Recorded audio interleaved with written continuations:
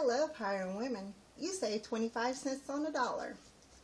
This means that full-time working women in America earn 82.2% of the men's weekly earnings in a report conducted last year by the Women's Institute in Policy Research.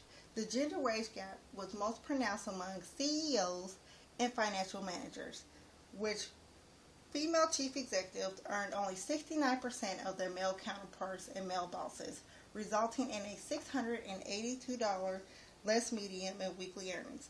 Last month, I conducted research on the gender wage gap.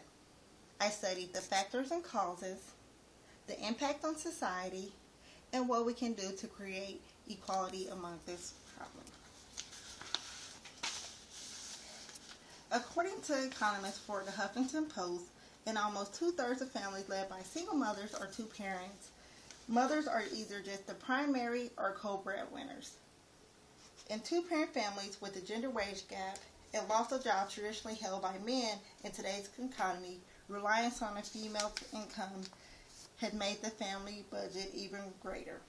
Lower pay for women not only means less economic security for women, but for the family that depends on them in their time of working in their retirement years.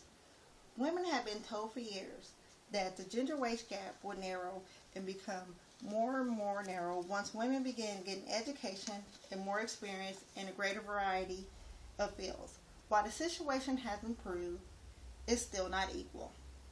Some of the highest paid and most educated women in the National Association for Female Executive Surgery face a larger than average wage gap.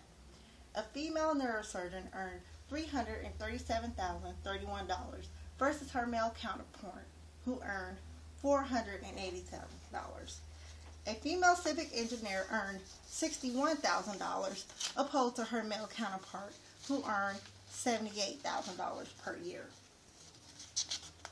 In this field, I'm going to show you that in 1969, the gender wage gap, you see, is clear disparity, but closer to the years, it's been narrowing to 1997. Even though the gender wage gap is narrowing, there's still an increase and there's still a problem that persists. In this slide, you'll see that the top half are the female-dominated positions.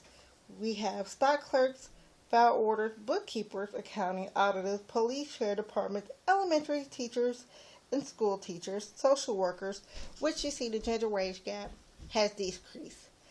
At the bottom, you see the more prominent male fields, which are male-dominated, which are chief executives and financial managers and managers of all sorts. And you'll see that the gender wage gap and the disparity and the increase in the difference in the disparity between the two genders there.